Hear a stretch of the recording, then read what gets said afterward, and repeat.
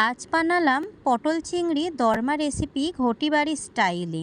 তো নমস্কার বন্ধুরা, আমার বংপ্রীতি দ্য ফ্লেভার কিচেনে আপনাদের সবাইকে স্বাগত। তো আমি কিভাবে বানাচ্ছি চলো তোমাদেরকে দেখিয়ে দিই। তো প্রথমে পটলগুলোকে খুব ভালো করে ধুয়ে তাতে এই খোলাগুলোকে হালকা করে ছুলে আর ভেতর থেকে শাঁসগুলোকে বার করে আমি বাটিতে রেখে দেব। আর নিয়েছি এখানে 300 মতো চিংড়ি মাছ।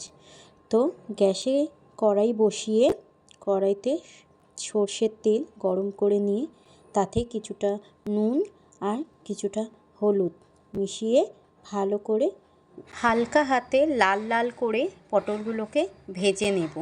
যতক্ষণ পটলগুলো ভাজা হচ্ছে ততক্ষণ তোমাদেরকে আমি মশলাটা, এর যে পুর হবে সেই মশলাটা তোমাদেরকে আমি চলো করে দেখিয়ে দিই। তো আগে থেকেই দেখেছো তোমরা পটলের যে শাঁসটা আমি বের করে রেখেছিলাম, আর নিয়েছিলাম চিংড়ি মাছ 300-র মতো। তাতে কিছুটা দিলাম শুকনো লঙ্কা আর কিছুটা রসুন আর কিছুটা কাঁচা লঙ্কা। ব্যাস, তো এটাই হয়ে গেল মশলা। এবার এটাকে আমি পেস্ট বানিয়ে রেখে দিচ্ছি। ওদিকে পটলগুলো লাল লাল করে ভাজা হয়ে গেছে। তো ভাজা পটলগুলো আমি একটা পাত্রে তুলে রেখে দেব। পটলগুলো তুলে নেওয়ার পর সেই কড়াইতেই কিছুটা কালো জিরে ফোড়ন দিয়ে আমি যে চিংড়ি মাছের পেস্টটা তৈরি করে রেখেছিলাম সেটা একটু তেলে কষিয়ে নেব।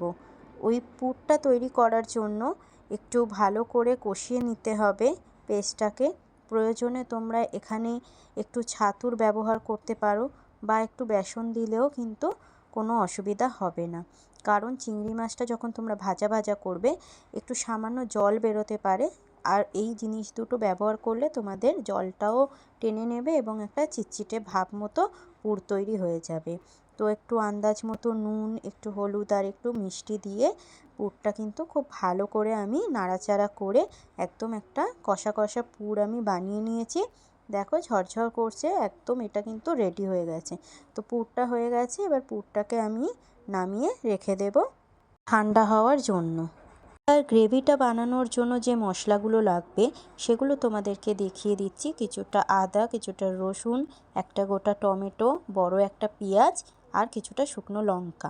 এই সমস্ত মশলাগুলোকে আমি মিক্সিং জারে দিয়ে নেব। আর এতে দেব 1 চামচ ধনে, আর ধনের থেকে সামান্য পরিমাণ জিরে, একটু বেশি যাবে, 1 চামচ জিরে দিয়ে আমি এটাকে খুব ভালো করে একটা পেস্ট বানিয়ে রেখে দিলাম। এবার পটলে পুর ভরার সময় পুরটার ওপরে সামান্য একটু সর্ষের তেল মাখিয়ে নেব। পুরটা কিন্তু খুব ভালোভাবে আমার সুবিধার্থে খুব সহজেই পুরটা পটলের ভেতরে আমি ইজিলি দিয়ে দিতে পারব। তো চলো একে একে পটলের ভেতরে আমি পুরগুলোকে দিয়ে নিচ্ছি।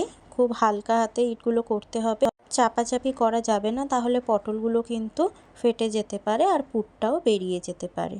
তো একে একে সমস্তটাই কিন্তু আমি এখানে করে নেব, তোমরা দেখতেই পাবে। ভিডিওটা কে কোথা থেকে দেখছো প্লিজ কমেন্ট করে জানিও, কেমন লাগে সেটাও জানিও, আর সাবস্ক্রাইব করে দিও, লাইক করে দিও, শেয়ার করে দিও। তো চলো দেখো পটলগুলো আমি এখানে একে একে করে কিন্তু সমস্তটা ভরে নিচ্ছি। দেখতেই পাবে এই রকম করে আমি সব পটলগুলোই এখানে ভরে নিয়েছি। তোমাদের বোঝার সুবিধার্থে আমি এখানে সমস্ত পটলগুলো খুব ভালো করে ক্লোজলি তোমাদের দেখিয়ে দিচ্ছি। দেখো প্রত্যেকটা পটলের কিন্তু আমি পুরো সম্পূর্ণভাবে পুর কিন্তু ভরে নিয়েছি। একদম ভালোভাবে সমস্ত পটলের ভেতরে পুরগুলো আমি ভরে নিয়েছি। এবার চলো তোমাদেরকে গ্রেভি করাটা দেখাই। গ্রেভিটা তৈরি করার জন্য প্রথমেই কড়াইতে কিছুটা সর্ষের তেল দিয়ে ভালো করে গরম করে নেওয়ার পর তাতে কিছুটা দেব আমি জিরে ফোড়ন আর দেব গোটা গরম মশলা দিয়ে খুব ভালো একটা ফ্লেভার ছাড়লেই তাতে দিয়ে দেবো আমি কুচনো পেঁয়াজ। কুচনো পেঁয়াজগুলো ভালো করে নাড়াচাড়া করে নেব, একটু বাদামি রং করে ভেজে নেব। বাদামি রং করে ভেজে নেওয়া হয়ে গেলেই সামান্য একটু নুন দিয়ে আর একটু লাল লাল করে আমি ভেজে নেব। ভাজা ভাজা হয়ে যাওয়ার পরে যে মশলাটা আমি করে রেখেছিলাম সাইডে, সেই মশলাটা এবার এর মধ্যে আমি দিয়ে নেব। মশলাটা দিয়ে খুব ভালো করে মশলাটাকে কষাতে হবে। মশলাটা থেকে একদম যতক্ষণ না তেল ছেড়ে যাচ্ছে আর মশলাটা একদম মাখা মাখা হয়ে যাচ্ছে ততক্ষণ অবধি কিন্তু মশলাটাকে খুব ভালো করে কষিয়ে নিতে হবে। আমিও এখানে কিছুটা নুন, কিছুটা হলুদ আর কিছুটা চিনি দিয়ে খুব ভালো করে মশলাটাকে কষিয়ে নিচ্ছি। আমি কিন্তু কোনো বড় রাঁধুনি নই, যা করি যেটুকু করি সেটা ভালোবেসে করি, ভালো লাগায় করি।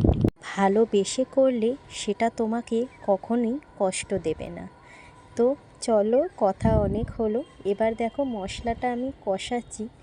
একদম গামাখা হয়ে আসলে তাতে আমি দিয়ে দেব মিক্সি ধোয়া মশলা জলটা যখনই আমি এখানে দেব, তাহলে কিন্তু জলটাকেও খুব ভালো করে পেস্টের সাথে একদম ফুটিয়ে এটাকে শুকনো করে নিতে হবে, যাতে কাঁচা জলটার গন্ধ একদমই না থাকে আর মশলাটাও খুব ভালো করে জিনিসটা তৈরি হয়। মশলাটা এখানে খুব ভালো করে আমি কষিয়ে নিয়েছি, একদম দেখতেই পাচ্ছ লেগে লেগে যাচ্ছে কড়াতে। তো এখানে আমি 2 কাপ জল দিলাম, ওই 250 ml মতো কাপের মেজারমেন্ট ছিল। তারপরে হচ্ছে জলটা খুব ভালো করে ফুটিয়ে নেওয়ার পরে একে একে পটলগুলো আমি সমস্ত দিয়ে বেশ লো ফ্লেমে 10 মিনিটের মতো ঢেকে ফুটিয়ে গরম মশলা দিয়ে নামিয়ে নিলেই দুপুরের 1 থালা ভাত হোক বা রাতের ডিনারে রুটি, দুটোর সাথেই কিন্তু জমজমাটভাবে জমে যাবে এই রান্নাটা। তো তোমাদের আজকের রান্না কেমন লাগলো তোমরা অবশ্যই কমেন্টে জানাও যে আমার রান্না তোমাদের কেমন লাগে, আর কে কোথা থেকে দেখছো সেটাও অবশ্যই জানাবে। যদি আমার রান্নাগুলো তোমাদেরকে ভালো লাগে তাহলে তোমরা সাবস্ক্রাইব করো চ্যানেলটাকে, লাইক করো, পাশে থেকো, আর শেয়ার তো অবশ্যই করবে। চলো আজকের মতো টাটা, আবার দেখা হবে অন্য কোনো